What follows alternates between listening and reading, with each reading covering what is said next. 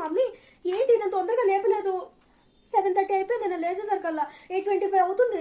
ఇంకొక 10 minutes బయలుదేరిపోతే late అయిపోతాను స్కూల్కి. ఈ జడ నువ్వే అల్లాలి, నేను అల్లితో ఊడిపోతుంది. టిఫిన్ ఏంటి? ఈ రోజు మీ అత్త వస్తుంది ఊరు నుంచి, అందుకని ఈ రోజు ఒక్కరోజు డుమ్మా కొట్టేసాయి.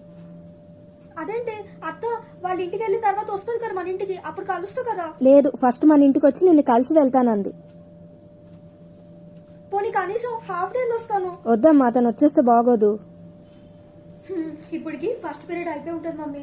ఉషా ఏమో నేను ఎందుకు రాలేదని చెప్పి ఆలోచిస్తూ ఉంటుంటది. అది అసలే ప్రతి చిన్న దానికి నాతో మాట్లాడదు. ఇప్పుడు 2 రోజులు మాట్లాడదు. అసలు ఈ రోజు డుమ్మా కొడుతున్న విషయం నాకే తెలియనప్పుడు నేను దానికేం చెప్తాను.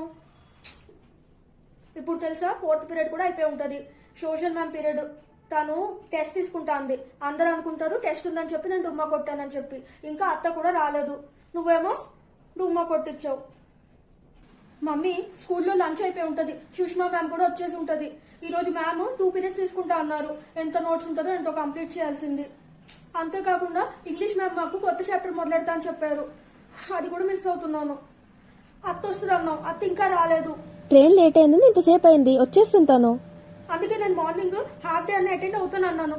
ఇప్పుడు అనవసరంగా ఒక్కరోజు అబ్సెంట్ అవటం వల్ల ఫుల్ అటెండెన్స్ మెడల్ నాకు దొరకదు. బాబోయ్, నిన్ను డుమ్మా కొట్టమంటే నాది తప్పు.